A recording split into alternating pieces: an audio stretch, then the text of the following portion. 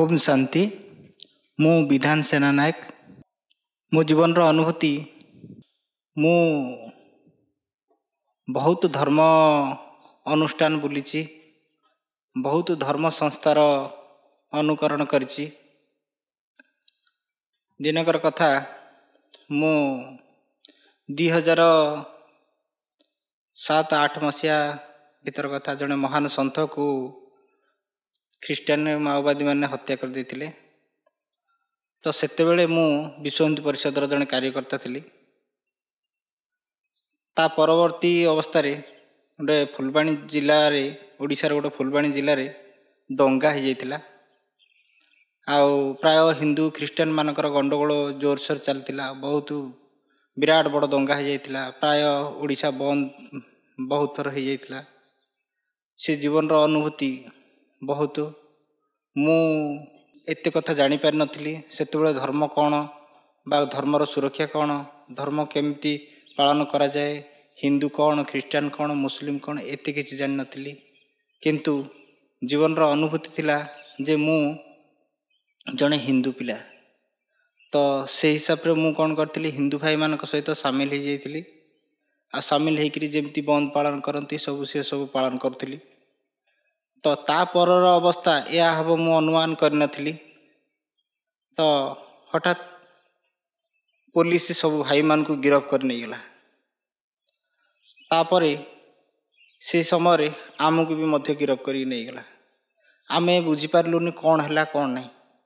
बंदीशाला भितर अच्छु किछि दिन अंतर पर जड़े महान डाकू बा परिवर्तन सन्यासी, डाकुरु सन्यासी होइतिबा पुरुष जड़े डाकू पंचम सिंह नामक जड़े व्यक्ति से जेल मध्य को आसते। से आसिके से कौन करथिले ना समस्त को सांत्वना दौथिले जे परिस्थिति समस्तंकर आसी थाए। तो परिस्थिति भगवान राम को भी छाड़ी नथिला कि परिस्थिति भगवान श्रीकृष्ण को मध्य छाड़ी नथिला। तो तेणुकरी आपण माने दोषी नुहंती। आपण माने बंदीशाला भितर जड़े जड़े अच्छी। तो परिस्थिति आपन को आनिक यही जगह ठिया करछि। दिन थिला नारे पंचम सिंह नारे तो फांसी दंडादेश थिला। तो आज सरकार से फांसी दंडादेश को कायम करके सारा जेल रे प्रतिदिन बुली बुली धर्म चर्चा करिया पारे से मते अनुमति देइचंती। आ मु जेबुठू से कहिले मु जेबुठू ओम शांति रो दीक्षित हो गली। तो ता परठू मो जीवन रो परिवर्तन आसीगला। तो आपण माने भी मध्य ओम शांतिर आश्रय नियंतु बा बाबांकर आश्रित हो जातु। देखिए समस्त परिवर्तन हो। अति सुंदर भाव परिवर्तन हो। से दिन ठू आम मन रे गोटे जिज्ञासा आसिला जे ई ओम शांति कौन, ईश्वरीय विश्वविद्यालय कौन, आउ आ भितरे पिला माने जाइकरी केमिति सब दीक्षा नियंती बा कौन शिक्षा लाभ करती। ये सब जिज्ञासा आम मन बहुत उत्कंठा आसीगला। ताऊ आम चेष्टा करूँ प्राय क्या सांगे गोटे देखा करवा मिसवा। जिते बंदी बाहरला आम चिंता कलु जे क्या सांगे देखा करूँ केमिति कौन ये सब कौन आम कि जान नु। चेष्टा किंतु जारी रखीलु। तापर एकाम्र क्षेत्रर भीमकुंड ठारे जो आश्रम अच्छी से आमर प्रजापिता ब्रह्मकुमारी भौणी मैंने रहती। तो से सहित साक्षात है। साक्षात है से कहले भाई आपण एते उत्कंठार सहित ये धर्म पालन करने कर ओम शांति कौन, आत्मा कौन, परमात्मा कौन, ये सब जानापी आपंकर बहुत जिज्ञासा अच्छी। तेणुकर आपड़ आसतु आसिक कोर्स करूँ। आपड़ कोर्स कलापर मुरली शुणिला आप निजे निजे जापर जे प्रकृत में दुनिया कौन, आत्मा कौन, परमात्मा कौन, ये सब आपण मन में जिते सब प्रश्न उंकी मारुची से सब प्रश्नर उत्तर पाइबे। तापर आम आसिक सेठी आश्रम रे प्रतिदिन मुरली शुणिलु। आ जीवन को परिवर्तन करने बहुत चेष्टा करूँ। चेष्टा मध्य सफल होइछि। आज आम जो लोभ मोह काम क्रोध सब थिला तार आ लोभ तो कमी जाइछि, काम आ क्रोध भी कमी जाइछि। आम यही दुईटा जिनस अंगे अंगे लिभेउछु जे आम जीवन रो क्रोध बोली आ किछि आसुनी। तो आम जीवन रे से जिनसटा को आम अनुभव करूचु जे आम जीवन रो लोभ बोली आम आ किछि रखुनु। आम अनुमान करूचु जे आम पाखे जो मोह थिला ସେ ସବୁ କାମ କ୍ରୋଧ ମୋହ ଏସବୁର କିଛି କିଛି କମି କମି ଯାଉଛି। ଆମକୁ ସମସ୍ତେ ସାଧୁ ଭାଷାରେ ଦେଖୁଛନ୍ତି। ଆମକୁ ସମସ୍ତେ ମୋତେ ସମସ୍ତେ ଯିଏ ଦେଖୁଛନ୍ତି ବହୁତ ଭଲ ପିଲାଟିଏ, ତୁ କାହିଁକି ମାନେ ଏସବୁ କରୁଥିଲୁ, ଏସବୁ ଲାଇନ୍ରେ କାହିଁକି ପଳେଇ ଯାଇଥିଲୁ। ମୁଁ ବି ବୁଝିପାରିନଥିଲି ପ୍ରକୃତିରେ ସେସବୁ କ'ଣ ଥିଲା, ସେ ସମୟ କ'ଣ ଥିଲା, ଆଜିର ସମୟ କ'ଣ ଅଛି। ତ ବାବାଙ୍କ ମାର୍ଗରେ ଆସିବା ପରେ ମୋ ସମୟ କ'ଣ ପରିବର୍ତ୍ତନ ହୋଇଯାଇଛି, ମୁଁ ବହୁତ ଖୁସି ଅନୁଭବ କରୁଛି। ତାପରେ କିଛି ଦିନ ଅନ୍ତର ପରେ ଗୋଟେ DRC ନାମକ ଗୋଟେ ଆମର ସାଧନା ପୀଠ ଅଛି, ସେଇଠିକୁ ଆମେ ଭଉଣୀମାନଙ୍କ ସହିତ ଯାଇଥିଲୁ, ପ୍ରଜାପିତା ବ୍ରହ୍ମକୁମାରୀ ଭଉଣୀମାନଙ୍କ ସହିତ। ସେଇଠି ଗଲା ପରେ ଆମକୁ ଗୋଟେ ଏମିତି ଅନୁଭବ ହେଲା ଯେ ପ୍ରକୃତରେ ଆମେ ସ୍ୱର୍ଗ ବୋଲି କିଛି ଗୋଟେ ଅଛି, ଆଉ ମର୍ତ୍ତ୍ୟ ବୋଲି କିଛି ଗୋଟେ ଅଛି। ସ୍ୱର୍ଗରୁ ଲୋକମାନେ ମର୍ତ୍ତ୍ୟକୁ ଯାଆନ୍ତି। ସେଦିନ ଆମକୁ ସେଇ ଅନୁଭବ ହେଇଥିଲା ଯେ କ'ଣ ନା ଆମେ ଦେଖିଲୁ, ସମସ୍ତଙ୍କୁ ଦେଖିଲୁ, ସମସ୍ତେ ଧଳା ଧଳା ପିନ୍ଧିଛନ୍ତି। ଯୁଆଡ଼େ ଦେଖୁଛୁ ଅତି ସୁନ୍ଦର ମଣିଷମାନେ, ଯାହାକୁ ଦେଖୁଛୁ ଅତି ସୁନ୍ଦର ବ୍ୟବହାର। ଏସବୁ ଦେଖିଲା ପରେ ଆମକୁ ବହୁତ ସୁନ୍ଦର ଲାଗିଲା ଯେ ପ୍ରକୃତରେ ଏମାନେ ହିଁ ପ୍ରକୃତରେ ଆସିଛନ୍ତି ସ୍ୱର୍ଗରୁ, ଆଉ କିଛି ବାର୍ତ୍ତା ଦେବା ପାଇଁ, ମଣିଷକୁ ପରିବର୍ତ୍ତନ କରିବା ପାଇଁ। ତ ମୁଁ ବି ସେଇ ମାର୍ଗରେ ପଥିତ ହେବି, ଆଉ ଯେମିତିକି ମୋ ଜୀବନ ବି ମଧ୍ୟ ସେଇ ସ୍ୱର୍ଗ ବାଟରେ ଯିବ। ଆଜି ମୁଁ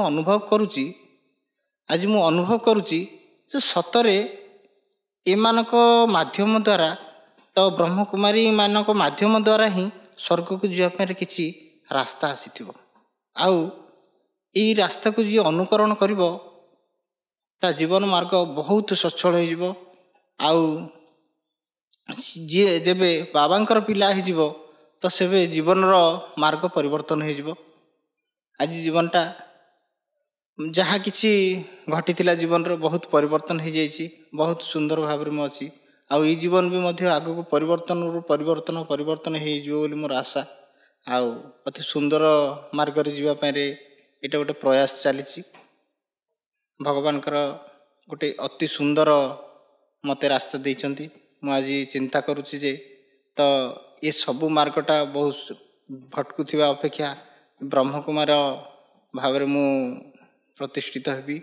ଆଉ ଏଇ ସୁନ୍ଦର ମାର୍ଗଟା ତ ଜୀବନରେ ସମସ୍ତଙ୍କୁ ମିଳିନଥାଏ, ତ ଅନୁଭବ ବହୁତ କିଛି ଅଛି। ମୁଁ ବି ଦିନେ ଦିନେ ଅନୁଭବ କରିଛି, ରାତିରେ ଶୋଇଥିବା ସମୟରେ ବି ସ୍ୱପ୍ନରେ ବି ମୁଁ ଦେଖେ ଯେ ସ୍ୱର୍ଗକୁ ମୁଁ ଯାଉଛି। ତ କେମିତି ଯାଉଛି ନା, ମୁଁ ଶ୍ୱେତ ବସ୍ତ୍ର ପିନ୍ଧିଛି, ତାପରେ ମୋ ସହିତ ଆହୁରି କିଛି ବି ଭାଇମାନେ ବି ଯାଉଛନ୍ତି। ତ ମୁଁ ଏଇ ଅନୁଭବ ଯାକ ମୁଁ ପ୍ରାୟ ଥର ମୁଁ ଦେଖିଛି। ଆଜି ଦିନର ଅନୁଭୂତି ମୁଁ ସ୍ୱପ୍ନରେ ଦେଖୁଛି ଯେ ଆମର ଜଣେ ଭଉଣୀ, ପ୍ରଜାପିତା ବ୍ରହ୍ମକୁମାରୀ ଭଉଣୀ ଜଣେ ଆମକୁ ଗୋଟେ ରାସ୍ତା ଦେଖାଉଛନ୍ତି। ଗୋଟେ ରାସ୍ତା ତିଆରି ଚାଲିଛି, ଖଦଡ଼ା ହେଇଛି ସେ ରାସ୍ତା। ଆମ ପଛରେ ଆମେ ଗୋଟେ ଗାଡ଼ିରେ ବସେଇକରି ଆମେ ଯାଉଛୁ। ତ ଗୋଟେ ପିଲାକୁ ସେ କହୁଛି, ଭାଇ ରାସ୍ତା ବହୁତ ଖରାପ। ତ ଆମେ ହଠାତ୍ ଯାଉ ଯାଉ ଦେଖିଲୁ ସେ ରାସ୍ତା ସରିବା ପରେ ଗୋଟେ ନୂଆ ରାସ୍ତା ତିଆରି ହେଇଛି, ପିଚୁ ରାସ୍ତା ତିଆରି ହେଇଛି, ଆଉ ଅତି ସୁନ୍ଦର ରାସ୍ତା ତିଆରି ହେଇଛି। ସେଇ ରାସ୍ତାକୁ ଉଠିବା ପରେ ସେଇଠି ଆମର ଜଣେ ପ୍ରଜାପିତା ବ୍ରହ୍ମକୁମାରୀ ଭଉଣୀ, ବବି ଭଉଣୀ ବୋଲି ତାଙ୍କୁ ଜାଣନ୍ତି। ତ ସିଏ କ'ଣ ହେଇଛି ନା, ସିଏ ସେଇଠି ଠିଆ ହେଇଛନ୍ତି। ମୁଁ କହୁଛି, ଭଉଣୀ ଏଇ ରାସ୍ତା ସେଇ ମାର୍ଗକୁ ପଡ଼ିଛି, DRCକୁ ପଡ଼ିଛି ନା? ହଁ ହଁ, ଏଇ ରାସ୍ତା ଠିକ୍ ରାସ୍ତା, ଏଇ ରାସ୍ତାରେ ହିଁ ଯାଆନ୍ତୁ। ତାପରେ ହଠାତ୍ ଆମେ ସେଇ ରାସ୍ତାରେ ଗାଡ଼ି ଚଲାଉଛୁ, କିଛି ସମୟ ଗଲା ପରେ ଆମର ନିଦ ଭାଙ୍ଗି ଯାଇଛି। ତ ସେ କଥାଟା ଆମେ ଭୁଲି ଯାଇଥିଲୁ। ଯେତେବେଳେ ଆଶ୍ରମକୁ ଆସିବା ପାଇଁ ଆମକୁ ଭଉଣୀ ଫୋନ୍ କଲେ, ତ ସେତେବେଳେ ରାସ୍ତାରେ ଆସିଲା ବେଳୁ ଆମେ ଅନୁଭବ କଲୁ ଯେ ନା, ମୁଁ ତ ଆଜି ରାତିରେ ଏଇ ସ୍ୱପ୍ନ ଦେଖିଥିଲି।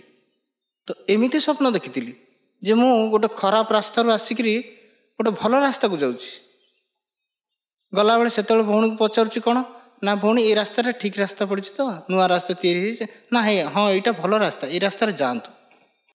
ତ ଏମିତିକା ଅନୁଭବ ଜୀବନରେ କେଉଁଠି ମିଳିବ?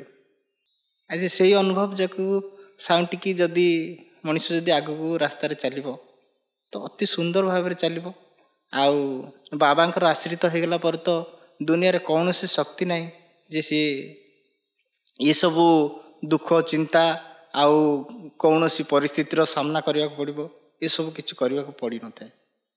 ତେଣୁକରି ବାବାଙ୍କ ରାସ୍ତା କିଛି ଅଲଗା। ଚିନ୍ତା କରନ୍ତୁ, ଥରେ ଆମେ ସମସ୍ତେ ଯେତେବେଳେ ଶ୍ୱେତ ବସ୍ତ୍ର ଧାରଣ କରି ସମସ୍ତେ ଯେତେବେଳେ ଅନୁଭବ କରିବା ଯେ ବାବାଙ୍କର ମାର୍ଗ ହେଉଛି ଅତି ସୁନ୍ଦର ମାର୍ଗ।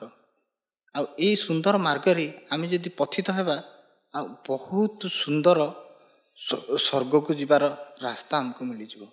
ଆମେ ଏଇ ଭଟକୁଥିବା ଦୁନିଆ ଭିତରେ ଆଉ ବୁଲିବାନି, ଆମେ ଅତି ସୁନ୍ଦର ମାର୍ଗ ପାଇଯିବା, ଯାହାଫଳରେ କି ଆମେ ସ୍ୱର୍ଗର ମାର୍ଗ ହିଁ ପାଇଯିବା। ଅନୁଭବ ଆମ ଜୀବନର ଏମିତି ବହୁତ କିଛି, ତ ଯାହାଫଳରେ ଆମେ ଆଜି ସମସ୍ତଙ୍କୁ ଜଣାଇବାକୁ ଚାହୁଁଛୁ ଏଇ ଅନୁଭବଟା ଯେ ପ୍ରକୃତରେ ବାବାଙ୍କ ମାର୍ଗ କ'ଣ, ଗୀତା ଜ୍ଞାନ କ'ଣ, ଆଉ ଯେଉଁ ମୁରଲି କ'ଣ।